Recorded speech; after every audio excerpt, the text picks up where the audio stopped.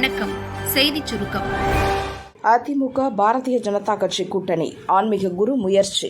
தமிழகத்தில் அதிமுகவுடன் கூட்டணி வைக்க பாரதிய ஜனதா கட்சி மேலிடம் விரும்புகிறது. பல்லடத்தில் நடந்த பொதுக்கூட்டத்தில் எம்ஜிஆர் ஜெயலலிதாவை பிரதமர் மோடி புகழ்ந்து பேசியதும் அதிமுகவை கவருவதற்காகத்தான். கோவை, நாமக்கல், புதுக்கோட்டையைச் சேர்ந்த முன்னாள் அமைச்சர்கள் மூவரிடம் பேசிய மத்திய அமைச்சர்கள் பழனிசாமி மனதை மாற்றி பாரதிய ஜனதா கூட்டணிக்கு அழைத்து வருமாறு அழுத்தம் கொடுத்துள்ளனர்.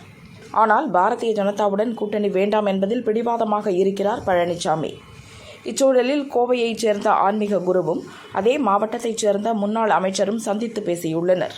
பழனிசாமியின் மனதை மாற்றி பிடிவாதத்தை கைவிடச் சொல்லுமாறு மாஜியிடம் கேட்டுள்ளார் ஆன்மீக குரு.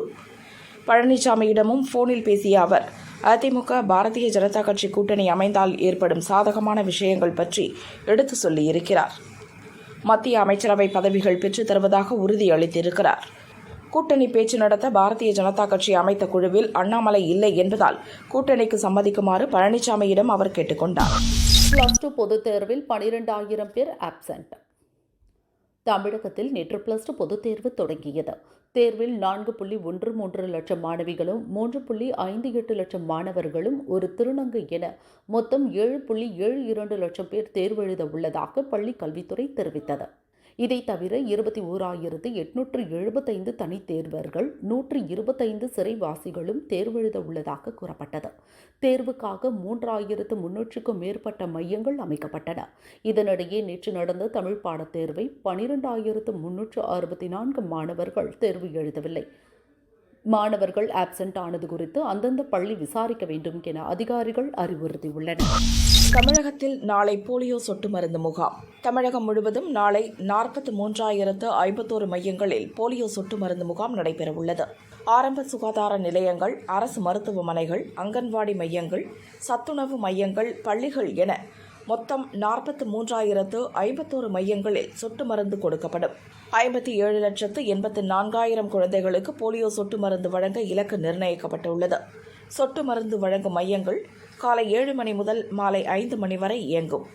5 வயதிற்குட்பட்ட அனைத்து குழந்தைகளுக்கும் சொட்டு மருந்து கொடுக்கப்படும். பஸ் ஸ்டாண்ட், ரயில்வே ஸ்டேஷன், சோதனைச் சாவடிகள், விமான நிலையங்களிலும் சொட்டு மருந்து வழங்க ஏற்பாடுகள் செய்யப்பட்டுள்ளன. போலியோ சொட்டு மருந்து முகாம்கள் மூலம் தமிழகம் தொடர்ந்து 20 ஆண்டுகளாக போலியோ இல்லாத நிலையை அடைந்துள்ளது. நாம் வாழ்வது தமிழ்நாடா, போதைப்பொருள் விற்பனை கிடங்கா? அதிமுக பொதுச் செயலாளர் எடப்பாடி பழனிசாமி வெளியிட்டுள்ள அறிக்கையில் கூறியிருப்பதாவது: தமிழகத்தில் இன்று ஒரே நாளில் 2 இடங்களில் 180 கோடி ரூபாய் மதிப்புள்ள போதைப் பொருட்கள் பறிமுதல் செய்யப்பட்டுள்ளன. சென்னை கொடுங்கையூர் குப்பை கிடங்கில் மாலை பல கோடி ரூபாய் மதிப்பிலான போதைப் பொருட்கள் கண்டெடுக்கப்பட்டிருப்பது பெரும் அதிர்ச்சியை அளிக்கிறது. ரயில் குப்பை முதல் கார்ப்பரேஷன் குப்பைகள் வரை எங்கு பார்த்தாலும் போதைப் பொருட்களே நிறைந்துள்ளன. நாம் வாழ்வது தமிழ்நாடா அல்லது போதைப்பொருள் மொத்த விற்பனை கிடங்கா? தமிழக முதல்வரே, போதைப்பொருள் புழக்கத்தை ஒழிக்க தொடர் நடவடிக்கைகள் எடுங்கள். இனி அதை முற்றிலும் ஒழிக்கும் வரை நாங்கள் விடுவதாக இல்லை. போலீசும் போதைப்பொருள் தடுப்பு பிரிவினரும் உடனடியாக போர்க்கால அடிப்படையில் களமிறங்க வேண்டும். மாவட்டம் தோறும் சோதனைகள் நடத்தி தமிழகத்தில் பரவியுள்ள ஒட்டுமொத்த போதைப் பொருளையும் பறிமுதல் செய்ய வேண்டும்.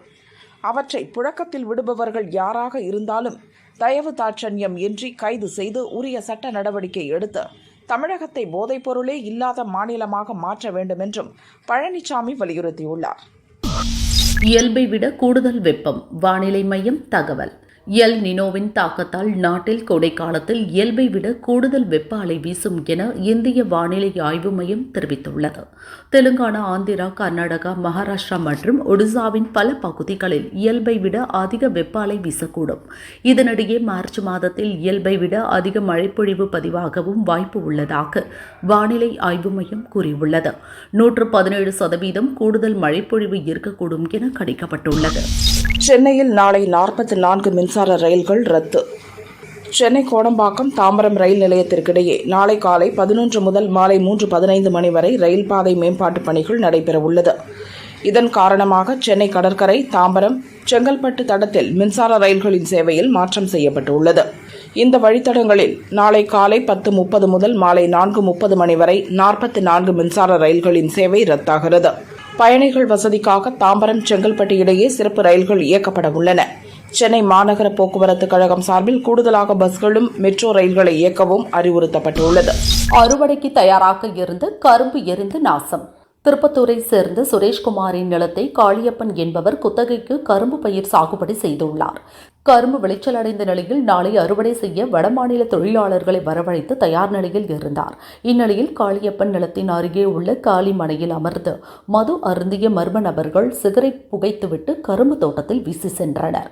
இதன் காரணமாக தோட்டத்தில் தீப்பிடித்து எரிந்தது. காளியப்பன் மற்றும் அப்பகுதி மக்கள் விரைந்து சென்று தீயை அணைத்தனர்.